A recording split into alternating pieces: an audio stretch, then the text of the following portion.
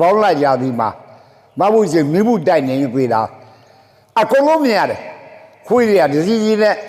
အားလုံးကြောက်တိုက်လို့မြင်ရတယ်အဘတော်ကြီးအဲ့တော့မှမဘူးစီလူထိုင်ရင်အသေးမတက်ပါဘူးဗျာတဲ့ဒါမဘူးစီထိုင်မျိုးတွေထိုင်လို့ရှိအဲ့တော့ဘိန်းမောင်းတိုက်တာပဲညနေကလာကြက်မှရတယ်တရားပြစ်တယ်ပြောညနေကလာကြက်ရင်ညနေကလာရမယ်ငုတ်တုတ်ထိုင်ရင်မေ့နေမယ်နော်အစမရုံကငုတ်တုတ်ထိုင်ကြတာ16နာရီတော့တခါတည်း16နာရီလက်မှတ်ထိုးပြရတာနော်အဲ့ဒါအပြည့်မတက်ပါဘူးနော်ခုလိုတဏှာထိုင်တော့တယ်လို့မရဘူးဘာတဏှာထိုင်တဲ့သူကဒီကနေ့ဒီယုံနဲ့ဒီနာပေါ်မှာဟုတ်လားရုပ်တဲ့နန္တတဲ့စိတ်တဲ့ဓမ္မတဲ့ဟုတ်လားရုပ်ကိုသိရင်ရုပ်ဘောကသိကာသရိတာကနုပတာဖြစ်မယ်ရုပ်ဘောကဝေဒနာဖြစ်တယ်ဥဒ္ဒသရကဖြစ်မယ်စိတ်ဘောစိတ်ပြပြီးတော့သိအနာကဖြစ်မယ်ပူတော့ပူဆောင်နေပါလားသိအဲ့ဒါဉာဏ်ဖြစ်မယ်တချီလည်းကျင့်သွားတာနော်ကြောက်မလို့သူကဓမ္မတိပြပြတယ်သူကစိတ်ကြတိပြပြတယ်သူကဝေဒနာပြကားတာအဲ့ဒါယူနေတာသူကိုယ်လည်းနားမတယ်လို့စကြည့်နေရရုပ်ကာယရုပ်ဝေဒနာဟောသဘောတဲ့ကာယဆိုတာကာသီတောင်ခေါ်တာကာယရုပ်ဘောကဝေဒနာဖြစ်လာရင်ဝေဒနာသိတာစိတ်ကလေးကခံစားတယ်ဆိုစိတ်ကြသိတာပူတော့ပူဆောင်နေပါလားငါမပိုင်ပါလားဓမ္မသိတာဓမ္မနုပသနာတဲ့အဲ့လိုကျင့်သွားမယ်ဒါကြီးအဲ့ဒါကတ်ကြီးလေးတွေ့တယ်နော်အဲ့လိုကျင့်တဲ့လူကတ်ကြီးပြီးလေးတွေ့ပါတယ်အာမတထောင်ခံသွားပါမယ်နော်ဒီတော့သတိပ္ပာ၄ပါးမှဓမ္မပါမမြင်ရင်ဒီနေ့ဓမ္မမိုးကြောခိုင်းပြီလားအောင်မိရေတွေကငါးတွေနော်ငမန်းမြင်ငစင်းတွေရေဘိုးဘွားတွေဘသူတွေအောင်မိတယ်အဲ့ဒါလူပေလို့လူမသိတဲ့ပုဂ္ဂိုလ်တွေသမီးတို့ပါရမီရှင်တို့ရဲ့နော်ဒီလိုနန်းကလာကြည့်ပါအချုပ်ပါမကြပါနဲ့ယောဂလည်းပျောက်ပါတယ်ဟုတ်လားကြီးကျိုးသွေးကျိုးသွေးပေါက်250နှလုံးယောဂကြောက်ကအဆိုင်ယောဂဥနောက်ကိစ္စသွေးကြီးကိစ္စခြေလဲတဲ့ဝင်မွေးတဲ့ပြည့်နေရမယ်အခါတရားအမကနဲ့နော်ဘာလို့မကျင့်နေရမှာလဲသွားဝေကုန်ကြီးကားပြီးတော့ဒေါက်တာကုအထူးဘာသာတကူတော့နောက်ပြီးတော့ပြေးရတာပဲဟမ်ဒေါက်တာလည်းမသိဘူးပါတကူလည်းကူတော့သိတာမဟုတ်ဘူးနော်ကြားတာသူကသိမ့်မှနေရလောက်ကြတာဟုတ်နော်ဒကာမတယောက်ပြောတယ်ဆေးရတူတယ်အသက်တူတယ်ဆက်စိတ်တူတယ်အဲ့ဒါဆက်စိတ်တူတဲ့အခါကျတော့သူကရေးကိုင်းတာဟုတ်ရေးကိုင်းတော့လက်ကတောက်နေတယ်တောက်နေတဲ့အခါကျတော့ညာဒီမူတောက်နေဘူးလက်ကလေးကိုင်းတော့သူညက်တောက်နေတယ်ဆက်ကြရေးတဲ့ချေးုံမှာသွားပြခဲ့တယ်တဲ့စလီယိုထည့်ရမယ်တဲ့ဒီလက်မောင်းကိုစလီယိုထည့်ပြရမယ်ဘာဖြစ်လို့လဲသမီးလက်ကတောက်နေလို့တဲ့အဲ့ဒါစလီယိုထည့်ပြရမယ်ပြစမ်းလို့ပြောပြတယ်မှုလက်ကိုကိုင်ပြီးတော့လေသူချိုးချက်ပေးကြသူချိုးချက်တခါမွေးနောက်ပြီးချိုးချက်ပြီးတော့တားကိုင်ချိုးချက်ပေးတော့မှတ်ချပေးတယ်အကောင်းဆုံးတက်ပါတယ်နော်စလီယိုကြီးနဲ့ဒါသလုံးဒုက္ခပေးရောတာစလီယိုကြီးနဲ့လေနော်ကြားလားညာတော့သက်သာပဲတဲ့ညာဒီဆိုးတွေညာဒီပူဆိုးတွေပြန်တော့လာတာမယူလေဖြစ်တာကိုသူနှစ်ဆနဲ့ပြန်တော်လာရဲ့ပျောက်သွားတာဗောဒီယောဂနော်ကြားလားမတော်နိုင်ဘူးမလို့တဲ့ပြတ်တဲ့ချိုးလာလိုက်နော်ဒီဝေဒနာကြောက်လာလိုက်တခါဝိသွတ်သွားပြီဆိုရင်သဘောပေါက်သွားပြီနော်ဝေဒနာတခါချုပ်အပေတခါပြုတ်တယ်တဲ့သဘောနဲ့ပေါက်သွားပြီနောက်ဖြစ်လာတဲ့ဝေဒနာကိုမကြောက်တော့ဘူးနော်အဲ့ဒါဝေဒနာရှင်တို့ပြောတာဝဘိတို့သားတို့ပါရမီရှင်တို့နော်အမေနာမအသက်တည်းရှိပါတယ်ဒီကြီးကတရားပဲအသက်ရှိတဲ့နော်ရတာဒါအစင်မဟောသွားတယ်နော်ဂေါရမကသမီးတို့ချက်တဲ့ဂေါရမပဲမြင်တာဂေါရမတဲ့စိုးသွားတဲ့ဘုရားအာကြီးဘာလို့လဲတဲ့ဟမ်ဒီလိုရေပေါက်ကြည့်မှပြီးရပါတယ်ဒီကိစ္စတွေကိုလည်းကောင်းတော့ကြောက်သေးကြောက်စတဲ့လို့နဲလာကောင်အားတဲ့ဘာလို့ပွင့်သွားတယ်ဘုရားတွေတဲ့ရေပေါက်ပြီးရေမပေါက်ပဲကြည့်သွားကြတယ်ကောင်းတော့ကြောက်သေးကြောက်စတဲ့လို့နဲလာကောင်ဘုရားတွေလည်းရေပေါက်ရေမပေါက်ပဲကြည့်ကြတယ်ကောင်းတော့ကြောက်သေးကြောက်စတဲ့လို့နဲလာယဟန္တာတွေလည်းရေပေါက်ရေမပေါက်ပဲကြည့်ကြတယ်ရေမပေါက်တည်နေသွားကြတယ်မပြေပါဘူးနော်တပည့်တယောက်က56ရက် ရေတော့ကျင့်သွားတယ်နော်ခုပြောင်းဝင်လာပြီသူနော်56ရက်ပြောင်းဝင်အဲ့ဒါပဲရေမတော့ပဲ10ရက်နေဦးမယ်တဲ့အဲ့ဒါပဲ56ရက်ပါရေမတော့ပဲ10ရက်သူနေတော့မယ်သိပါလားမသိဘူးသမီးတို့ရဲ့အဲ့တော့ခုတို့အဲ့ဒါကကြီးပေးတဲ့တို့ပါတယ်နော်ဒီပုဂ္ဂိုလ်ဆိုရင်ဘာရဟန္တာသဘောလို့တော့ရတယ်နော်ရဟန္တာပါပဲသဘောလို့ရဟန္တာပါပဲနော်56ရက်သူပြည့်စီရေတော့ပြီးကျင်းတယ်ခုတကထပ်ဝင်တယ်56ရက်ရေ10ရက်မတော့ဘူးတဲ့ရေတော့ရေမတော့တယ်မသိဘူးပို့ပြီးတော့သွားတယ်နော်ကြလားတခါလေပို့ပါပြီးကျွတ်နေတာပဲနော်ကြလားရေမတော့ပဲနေတော့ရတယ်ခဏတော့ခါတာပေါ့3ရက်3ရက်တော့ခါသေးတာပေါ့လွတ်သွားရင်မခါတော့ဘူး3ရက်ကကြော်ရင်ပြုတ်သွားပြီနော်ကြလားရေမတော့ပဲနေတာလေ3ရက်ဆိုတော့တိုက်လောက်နေအဲ့ဒီပုဂ္ဂိုလ်တွေကဒီဘဝမှာပြေးကြတယ်ကြလားငါသမီးတို့သားတို့မကြောက်ပါနဲ့မစိုးရိမ်ပါနဲ့69နှစ်သမီးတို့ပြန်ရေပေါက်ပြေပို့ချပေးတယ်လက်တရားပြေဖို့တစ်နှစ်ပဲကျန်တော့တယ်နော်အဲ့တော့ဘာဖြစ်လို့နေနိုင်တာလဲလို့ဟောနိုင်တာလဲဆိုတော့အဲ့ဒါပါလေတရားကြောင့်ရေပေါက်ကျင်းလို့တရားကျင့်လာလို့တော့တရားဖက်လို့အသက်ရှိတဲ့ငါးသာတည်းခြေသာအနန္တာတဲ့အသက်80ဝါတော်40ကဝါနဲ့ငါပြိဋိဘပြုတ်ပဲဘုရားကညီတော်ပြောလိုက်တယ်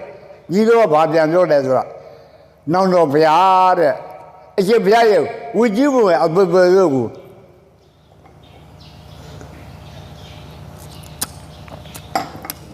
သူ့ဘူးကြောက်ညက်တယ်ဒီလိုတရားမရသေးပါဗျာတဲ့ဟဲ့ကျမအနန္ဒာငါ80ဘကဝူရတယ်တရားတက်ကနေလို့ရတယ်120လည်းရတယ်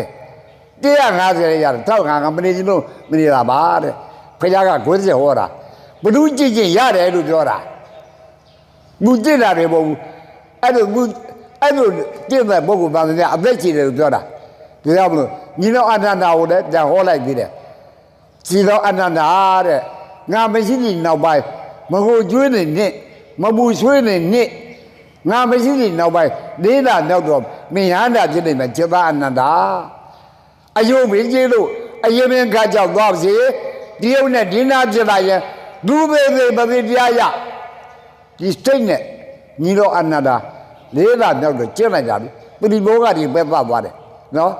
ပရိဘောဂဆိုတော့သမီးတို့သိမှာမဟုတ်ဘူးအစပရိဘောဂအပေါက်ပရိဘောဂအပိပရိဘောဂလဲလျောက်ရင်ပရိဘောဂနော်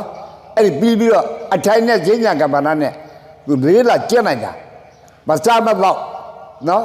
မစားလည်းမတော့တော့လည်းမတော့ဘူးနော်ပြီးလျောက်ခြင်းလည်းမရှိဘူးလေးလာမြောက်တော့ဩငါနောင်တော်ဘုရားမှာခဲ့တယ်လေးလာတော့ရဟန္တာပြည့်မလို့ငါမှာပဲငါရဟန္တာမပြည့်သေးပါလားဒီနေ့တော့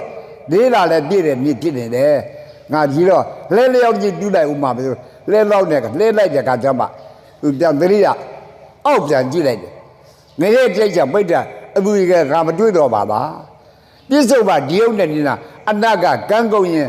လူရဲ့နတ်ကဓမ္မရဲ့မတွေ့ပါလားငါဒီယုံနဲ့နေတာဂိမ်းအောင်သွားပါပြီလားပြုတ်လို့ဒီနတ်နဲ့ဒီယုံနဲ့ဒီနတ်ဂိမ်းအောင်သွားပြီအဲ့ဒါဒီရောက်မြင်ကမတ္တကြကမတ္တနန္နကမဒါပြောတာသာကြီးဘဝမရှိတော့ဘူးလေနော်ညီတော်အနာအသက်160နေသွားတယ်နဲတာမဟုတ်ဘူးအသက်160နေသွားတယ်အဲ့လိုကျင့်ဘ누구ကြည့်ရင်ရတယ်သုံးမျိုးတော့ချောက်ခဲ့ရပါမိဘမစောကားနဲ့အရိယာသူတော်မပြမနဲ့ဘုရားကိုမစောကားနဲ့အဲ့သုံးမျိုးချောက်ရင်ဒီမှာဒီနေ့ညာနာဖြစ်တယ်နော်တိုက်ကြတော့လုပ်ခဲ့ညာနာဖြစ်မယ်ရပါအဲ့သုံးမျိုးမချောက်လို့တော့ဒီဘက်တော့ဘိုးကြောက်ခဲ့မြအောင်ပြီဘ누구ပြီရတာအရိယာသူတော်ကောင်းမပြမကောင်းဘူးတဲ့နော်ကြတာကံကြီးကြိုက်တတ်တယ်ဒါကံကြီးကြိုက်တယ်ခုနော်ဒီလိုတက်ပြီးတော့ကံကြီးကြိုက်ခေါ်တယ်နော်ကြတာသားတို့သမီးတို့ကျိုးစားပြီးတော့ဉာဏ်ကလာကျင့်ကြအထုတ်ကြဒါကြောင့်မလို့စကားတို့ရဲ့ဒီရေရိတ်ကြံရကူပေးတယ်နော်ဘလို့ကျုံးတဲ့ရေရိတ်ကြံအောင်မလဲအေး ရဲမင်းကြီးလေနေပြီးတော့ရဲမင်းကြီးသူ့အိမ်ပေါ်ခေါက်ဖို့တက်တော့နေပြီးရကြိုက်တယ်နောက်ကတည်းကကုန်သူတွေထဲကြတယ်နော်ဘာလို့စွနဲ့ရီအောင်မင်းလဲနော်ခုပသိမ်မှာကံကောက်နေပြီလားပသိမ်ဝင်ကြီးချုပ်ကဒိန်သားနဲ့ပေါ်ရီကိုလိုက်တန်းတာနော်တော့ကံကောက်တာစွနဲ့တားစွနဲ့ကြုံမယုံလိုက်မကြုံမယုံနဲ့နော်မကြုံရင်မယုံပါနဲ့ကြုံမယုံပြောမယုံရင်ကြုံဘူးမှသိမယ်ကြုံမယုံလိုက်ပါနော်ကြားလားကောက်ပဲဖျက်သွားရင်လေအတိကဘေးပရိယာမကအောင်ကြိုက်ကြလို့ဝိုင်းပြဘေးပရိယာမကအောင်အဲ့ဒါဒီဆိုနေနော်ကြားလားယောဂဘာလဲပြောက်တယ်နော်အဲ့တော့ပါတယ်တဲ့မြေကြီးဘေးနဲ့တွေ့တယ်ရေဘေးနဲ့တွေ့တယ်လေဘေးနဲ့တွေ့တယ်မီးဘေးနဲ့တွေ့တယ်မင်းဘေးနဲ့တွေ့တယ်နော်ကြားတာသမီးတွေအဘောဆွဲတာမဟုတ်ဘူးနော်ကြားတာနော်အမေနာစွန်းနေအဲ့တော့ခုနမကောင်းဆိုးကကတ်နေတဲ့ချက်ချင်းပြောက်တယ်အဲ့တော့ကသမီးတွေသားတွေပါရမီရှင်တွေကျိုးစားပြီးအထုတ်ပါမညပါနဲ့နော်အဲ့ပုံမတက်လို့စုံမဲ့မနေပါနဲ့ကိုအပုတ်ကောင်မမေဘူးအပုတ်ကောင်ကြီးမမေဘူးစုံမဲ့နေငါကြည့်တော့ပဲငါကြည့်လို့ပဲငါပေါင်ကြီးပဲငါပြေပါကြီးပဲငါတက်ကြီးပဲငါရင်ပါကြီးငါမျက်ွက်ကြီးငါခေါင်းကြီးငါကြောကုန်းကြီးမရှိပါဘူးဘယ်မှကလူရပါရတယ်စီတော်ကြီးကလူလားခြေလုံးကြီးကလူလားပေါင်ကြီးကလူလားပြင်ပါကြီးကလူလားဘိုက်ကြီးကလူလားရင်ပါကြီးကလူလားမျက်ွက်ကြီးကလူလားခေါင်းကြီးကလူလားခါတော်ကြီးကလူပါမရှိပဲရှိလားမသားကြီးပဲရှိတယ်ခြေတော်မြင်လဲအတုပါတရားခြေလုံးလေးမြင်လဲအတုပါတရားပေါင်ကြီးကိုမြင်လဲအတုပါတရားပြင်ပါကြီးမြင်လဲအတုပါတရားလက်ကိုမြင်လဲအတုပါတရားဗိုက်ကြီးကိုမြင်လဲအတုပါတရားရေပါကြီးမြင်လဲအတုပါတရားမျက်ွက်မြင်လဲအတုပါတရားခေါင်းကြီးမြင်လဲအတုပါတရားကြောကုတ်မြင်လဲအတုပါတရားတက္ကမမြင်လဲအတုပါတရားတက္ကာရီမြင်လဲအတုပါတရားဖုတ်ကြီးမြင်လဲအတုပါတရားသီလရှင်မြင်လဲအတုပါတရားခလေးတွေမြင်လဲအတုပါတရားခွေတွေမြင်လဲအတုပါတရားဝက်ကိုမြင်လဲအတုပါတရားနွားတွေမြင်လဲအတုပါတရားတော်ရည်မြင်လဲအတုပါတရားတောင်ကြီးတွေမြင်လဲအတုပါတရားရေတွေသမုတ်တရားမြင်လဲအတုပါတရားတို့သူတို့သမုတ်ပွတိုင်းဒါကြီးတို့ဒီဘဝမှာနေစိတ်ချတဏှာသာတရားတဘဝနဲ့နိဗ္ဗာန်သွားမယ်သားတို့ရဲ့နော်မယုံနဲ့နော်ကြုံမယုံနော်ကြားပါဘဝနဲ့နိဗ္ဗာန်သွားမယ်အဲ့တော့ကြည့်ကြပါနော်ခွနဲ့အားတဲ့နဲ့ကြည့်ပါတရားဘုလို့ဆက်တဲ့တို့ကြည့်လာတာလေကိုတားညာတယ်စားတော့တခါစားဂျူးသီးဆယ်သုံးစားတယ်နွားအချမ်းလိုက်ဝယ်စားတယ်စပြီးပြေးပြောတယ်တို့ကုမှုရတယ်ချင်းခဲ့တယ်ဥပေါင်းကျင်ဘုရားအဲ့လိုစားတာဩဒီကြီးကတွေ့တော့မှကျင့်တော့မှသွားမြင်ရတယ်တာကြီးကြဆဲရက်သွားကျက်ပြန်လာတယ်ဩဆရာပြားကဈေးကပြန်ဆိုသိကြီးကပြန်တော့သူတို့ကစားတော့ပြီးဆရာပြားတနာကြီးရထိုင်နေသေးတယ်ခြေတဲ့အိမ်ကတွေစီးပြီးတော့ကြားလေးထိုင်ပြီးတော့ညမကလာချူတာပေါ့ဒီဘုရားကရှိပါချူချက်ပြီးတော့ရေဘိုးချိုးအစရောပြင်ကျွေးတယ်တတ်ထားပြရတာဟုတ်ပြင်ကျွေးတယ်သူတို့ကစားပြီးတော့7ရောက်စားပြီးကြပြီအဲ့တော့စားပြီးတော့သမင်းဝဲထားអော်လိုက်တာလေပကံများနဲ့ချတာဟုတ်အာပါချူဆိုင်နေလိုက်တော့ဆက်စားတော့သမင်းဝဲသွားပြီးတော့အာပါနဲ့စားတဲ့တော့ထားអော်လိုက်တာပကံများတွေကလောဘကြီးနဲ့မစားနဲ့လက်ကိုအပေါ်မြောက်သွားတယ်နော်ဒါကြောင့်လောဘကြီးနဲ့မစားတဲ့ထားអော်လိုက်တယ်ပကံများတွေကဒါတဲ့ပသိပါဘူးတော့သူအော်လို့တော့အော်တာပါအဲ့တော့ဆက်ရှိတာရေဝင်းတိုင်းတိုက်ပြီးတော့နောင်ကြတော့ပါဒီတော့ဒီစားတော့တယ်ဒီအာဟာရတွေစားနေတာကတရားတိုင်းတော့ဆက်ရှိနေတော့ရပါတယ်လို့သောကရင်းနဲ့သတင်းကြုတ်နော်ဆက်ရှိနေတော့ရတယ်တရားတွေငါမတွေ့ဘူးလို့ဒီတရားကိုတရားဆိုသိရမယ်လို့ဆိုတော့ဘာပေါ်လာတယ်ဆိုတော့အနာလာပြောတယ်ပဲတိတ်တက်တာမင်းသားတို့အတော်မှပေါရကူလို့ဝူရီတော့6နှစ်တော့ကြီးကြအထုတ်တယ်တဲ့6နှစ်နော်3နှစ်လောက်နမ3000ကြီးပြန်တရိရတယ်နော်6နှစ်တည်းမှာ3နှစ်လောက်နော်ဘုရားဘုတို့ပြန်တာတို့တော့မညိုလည်းတရိရလိုက်တယ်တဲ့နော်ရှိတော့ချင်းတော့မျိုးတော်ပေါင်းနေတယ်ပြန်တရိရလိုက်တယ် စကြဝဠာမင်းကြီးဖြစ်မယ်ဆိုတော့ကြာသတိရလိုက်တယ်သားတော်ဖြစ်တဲ့ရာဟုလောင်လည်းသတိရလိုက်တယ်ကျန်တော်လည်းသတိရရတယ်နောက်သုံးနေ့ကျတော့မဖြစ်ပေါ်တော့ဝေတဲ့ကျိန်းသွားတယ်နောက်ပြီးတော့ငါဘုံလုံးပါစစ်စစ်ဧကဘုရားသူပြည့်ပြီးကျိန်းသွားတယ်အတိုင်းသုံးနေ့သုံးသွားတော့နော်ကြပါငါတို့ကနံပါတ်3ဆိုသတိရတယ်လောက3ပါဘုံလုံးပါငါလုပ်ပြီလို့ကျိန်းသွားတယ်အတိုင်းလောက3ပါဘုံလုံးပါလူတွေတရားကဘာလဲတဲ့သတိပ္ပံ4ပါအဲ့သတိပ္ပံ4ပါကိုရလို့လောက3ပါဘုံ3ပါကိုနော်လွတ်တဲ့တရားပြောကာယသတိပ္ပံဝေဒနာသတိပ္ပံစိတ်ဓာတ်သတိပ္ပံဓမ္မသတိပ္ပံနဲ့ပြောကာယသတိပ္ပံကတော့သုလဘံဝေဒနာသတိပ္ပံသရကံစိတ်ဓာတ်သတိပ္ပံအနာကံဓမ္မတိကညာနာမရိယာနာတွေနော်ဒီဘောမှာပြေးကြတယ်ကာယသတိပ္ပံကတော့ညာနာပဲဝေဒနာသတိပ္ပံလည်းညာနာပဲစိတ်ဓာတ်သတိပ္ပံလွတ်တယ်ညာနာပဲဓမ္မတုလည်းညာနာပဲညာနာ၄ပါးနော်နိဗ္ဗာန်ကြောင့်တရားကြီးတော့ခါသားတွေသမီးတွေဘာမှလို့ဟောပြောပွေးချပြီးတော့မလို့မရမှာဟမ်ဒါကဘာစကားမဟုတ်ဘူးကဘာစကားကဘာတွေတော့မကြဘူးဘာမှသွားနားတယ်ကြုံနေတယ်နော်အဲ့တော့နိဗ္ဗာန်ပြစကုံးရဲ့တွေ့လို့ကြည့်ရတယ်ဝေဒနာရှားပွေမတတ်ဒီကမညဘူးဝေဒနာရှားပွေတတ်မှဒီကမြတ်မယ်အသက်ကျွေးနှလုံးကျွေးကြောက်ကကျွေးလူသေးသေးမသိတရားရမခန္ဓာမမ်းပါပြီကြည်တရားခန္ဓာကိုခန်းနေကြရင်တန်မြာကြော့မျိုးတွေအများတဲ့တန်မြာကြီးပြေးလျှောက်ကြပဲနော်ကြတာခန္ဓာကိုခန်းနေအဲ့တော့ကျိုးစားပါသွားယူသမီးတို့ပါရမီရှင်တို့ကကြည်ဘုံမှာထိုင်နေကကြည်ဘုံမှာလူတွေတရားပြစ်ပါတယ်တဲ့ကျိုးစားပြီးအဖသေဘူးဆရာတော်ဘုရားကြီးချေးုံပင်အောင်မှာ20နဲ့တရချိုးမသွားရေမသွားပဲတဲ့ကျင့်တဲ့တရားတွေအမှန်မြင်အမှားသည်ပသနာတိချိုးတို့သိတဲ့အသည့်ကာယသတိပဋ္ဌာန်ဝေဒနာသတိပဋ္ဌာန်စိတ်ဓာတ်သတိပဋ္ဌာန်ဓမ္မသတိပဋ္ဌာန်သတိပဋ္ဌာန်၄ပါးကာယသတိပဋ္ဌာန်ကသောရဗံဝေဒနာသတိပဋ္ဌာန်သရကံစိတ်ဓာတ်အနာကံတော့တဲ့ယာနာမတွေယာနာတွေဒီနေ့နိဗ္ဗာန်ကကြောင်းတဲ့တွေ့ဒီမှာလက်ပြနေပဲနော်ကြပါယာနာဖြစ်ဖို့မကဲရင်ပါဘူးနော်အာမခံနဲ့တက်ပါတယ်အာမခံနဲ့လူကြီးရပါတယ်နော်ပြီးတော့မပြင်းနဲ့ပြင်းတာပဲပြင်းတာပဲအိုအောင်မင်းအောင်မစေရဘူးပြင်းတာဖဲလိုက်နော်ပြင်းတာပဲရင်အမှန်မြင်မယ်နော်အမှန်မြင်အမှားပြီးပဇာနာတိထိုးထွင်းပြီးတဲ့အသည့်ဖြစ်မယ်ကျိုးစားပြီးတော့သမီးတွေသားတွေကျိုးစားလိုက်ပါရေတော့ကျင့်တယ်ဆိုတော့အမေနမမင်းနဲ့တည်းအကျင့်ပါသားကြီးယောဂဘုရားဇုနဲ့ကုန်ပြောက်တယ်နော်ဒီရေတော့ကျင့်တယ်ဆိုတာကမြန်မာပြည်မှာ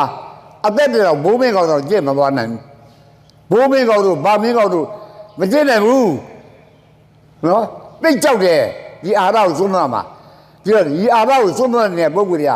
အရိယာသူတော်ကောင်းတွေမှာသုံးတော့နိုင်တယ်ဟုတ်လားဘုရားရှင်ကိုယ်နဲ့ဒီဘုရားကလေးရာနာတွေ